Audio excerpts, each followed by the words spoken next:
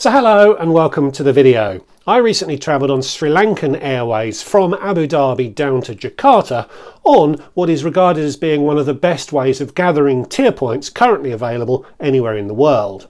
I paid about £800 and gathered 560 tier points, which is about £1.40 per tier point.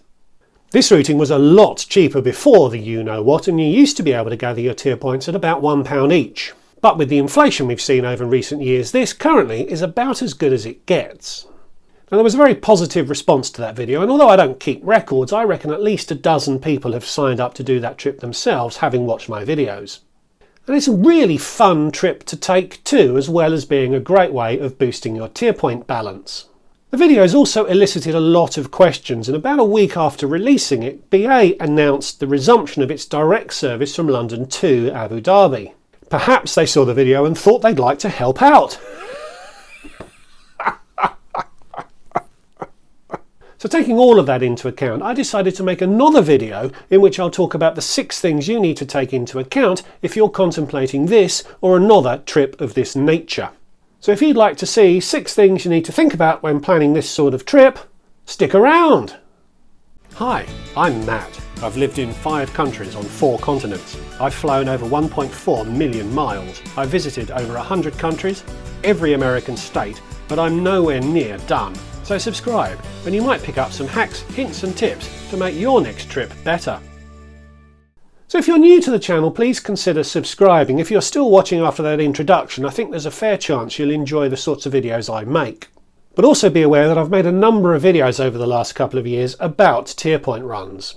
I try not to repeat content, although there's always a little bit of an overlap. But this video is one you should watch if you haven't already. It's 6 acronyms that crop up when talking about tier point runs, and a few of them will crop up in this video. So one obvious complication of taking a trip from Abu Dhabi is that you need to be in Abu Dhabi to take it, which necessitates some positioning effort to get there, unless of course you live in Abu Dhabi. So the first point in this video is that BA has announced a resumption of its service direct to Abu Dhabi, which recommences on April the 20th next year. There'll be 1 flight a day, an overnight flight which departs London at 10:25 in the evening and arrives in Abu Dhabi at 8:30 the following morning. That's not ideal, as the Sri Lankan flight leaves at 11 o'clock in the evening, but it does add a very convenient tier point earning way of getting direct to Abu Dhabi. And the UAE's capital is by no means a bad place to spend a day or two if you're not looking to get out and back in the shortest possible time. Of course, BA already has a number of direct services daily to Dubai, which is about 2 hours and a £70 taxi fare away. You should be able to quite easily find a taxi driver happy to make that journey, even if the guy at the very front of the rank isn't interested. Now, before the you-know-what, BA's direct flights to Abu Dhabi afforded a couple of very interesting ways of gathering a decent number of tier points as you positioned to continue on Sri Lankan. So let's take a look and see if those options have returned. The Sri Lankan flight on its own looks like this. But when you add positioning flights, you can blend the total costs to produce a blended cost per tier point. If you take a flight on BA in basic economy, that will add 20 tier points each way, which is 40 in total. And it's a reasonable price, I suppose, but overall it's a little bit underwhelming.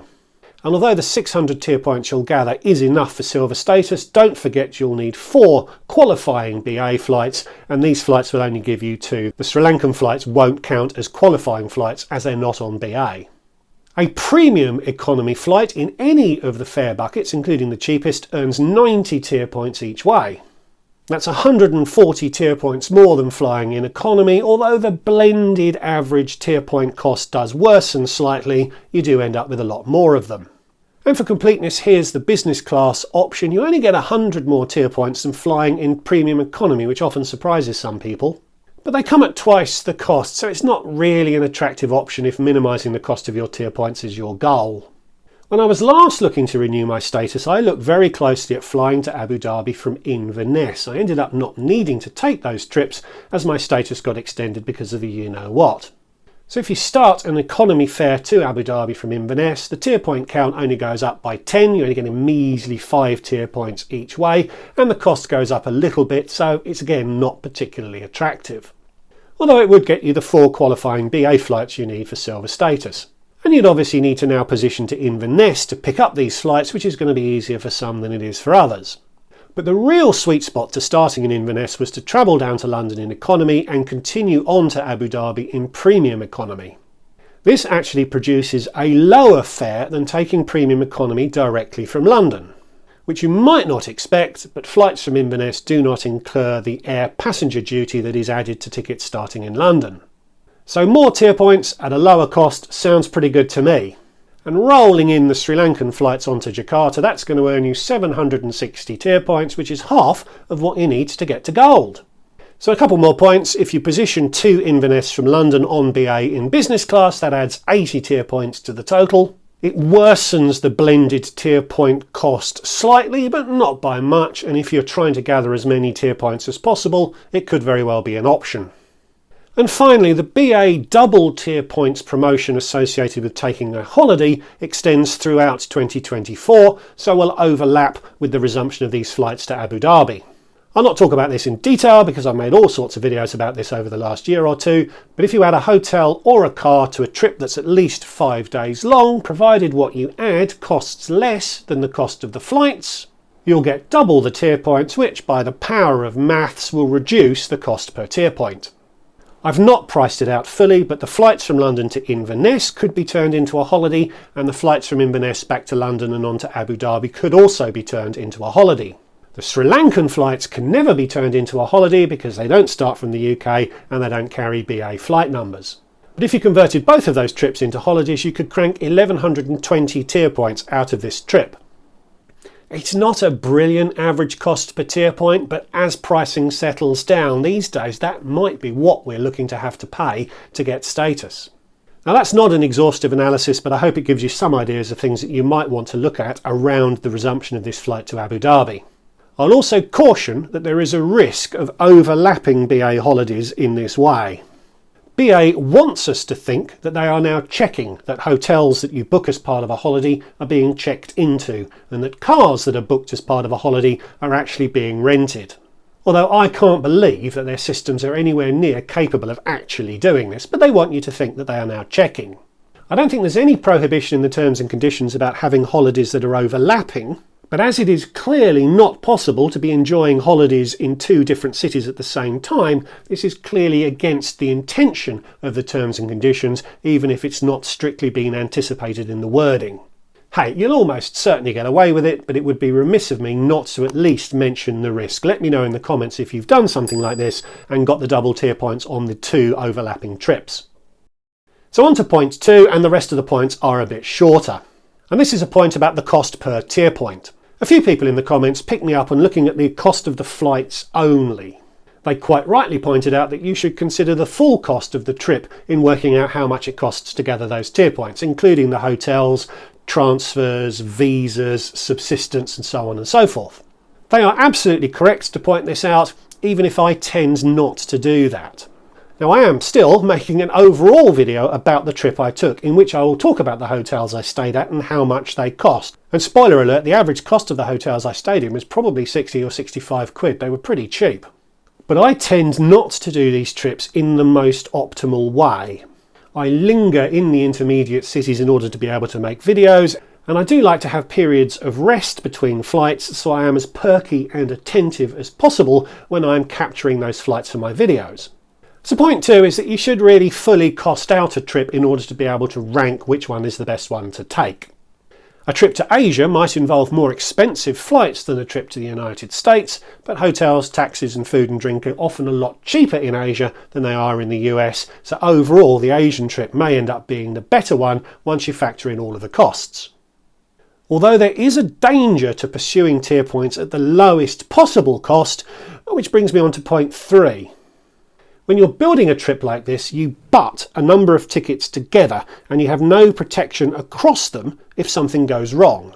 So if a flight is delayed or even cancelled, you may miss the first flight of the next ticket, which could result in your booking being cancelled. And you may only find out about a delay or a cancellation when you're somewhere with limited connectivity, which makes it very, very difficult to communicate with the airline in charge of the following ticket. So even if that next airline was sympathetic to your plight, you just might not be able to get in touch with them. So it is absolutely essential to leave ample time between these separate bookings to accommodate a catastrophe.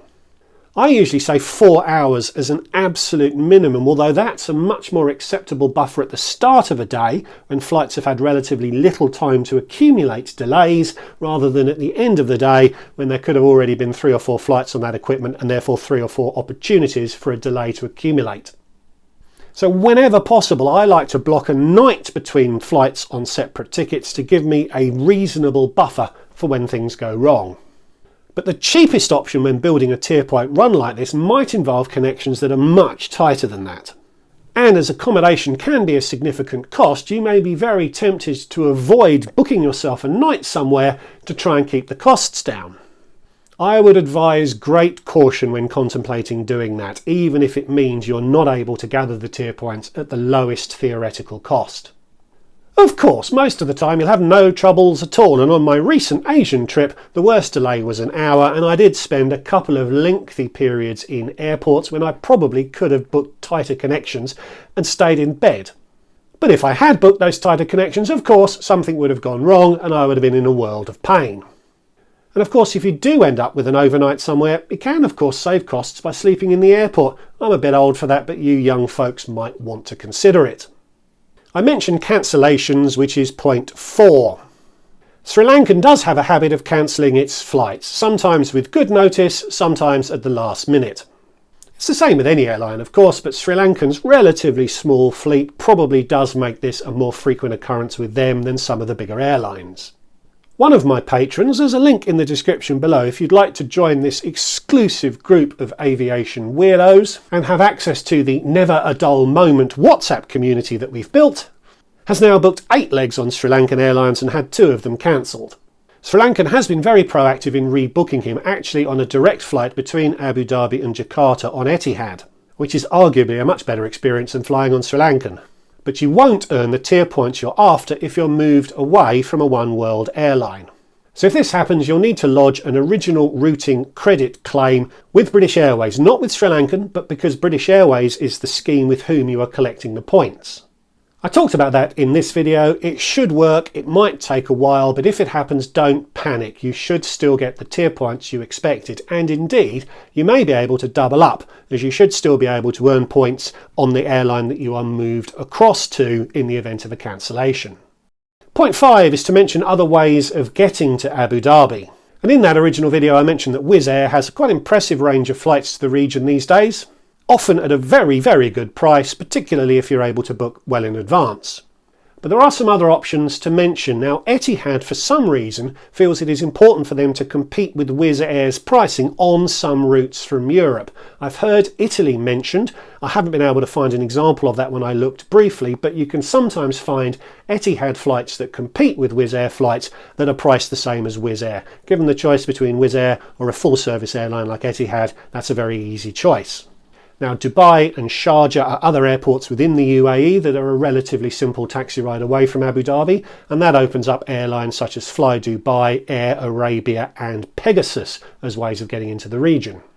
And there are now a lot of low-cost options within the Middle East, so if you find a cracking fare to a city in the region, such as perhaps Muscat, Bahrain or even Kuwait, it can be quite inexpensive to get to Abu Dhabi within the region. And my final point covers a few other little bits and pieces that the video flushed out.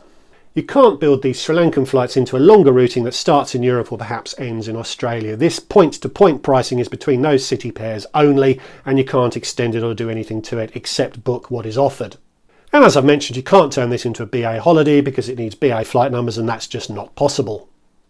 I did know that there were other parts of the world with a half-hour time zone offset, specifically India, South Australia and Newfoundland. I quoted Iraq, Afghanistan and Myanmar because they just sound funkier.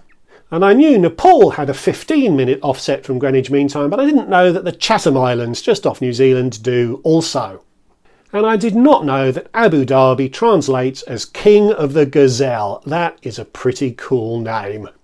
So thanks for watching. I hope you enjoyed it. I hope it adds some value to your deliberations as to whether this is a good way for you to gather some tier points. Please subscribe if you're new. Give the video a like. It really helps with the YouTube algorithm. Consider joining my Patreon. It's a good fun community to be part of. And leave me a comment as well. Are you thinking about this? Are you going to join the dozen people who already signed up to make this trip? So thanks again for watching, and I'll see you all in the next one. Goodbye.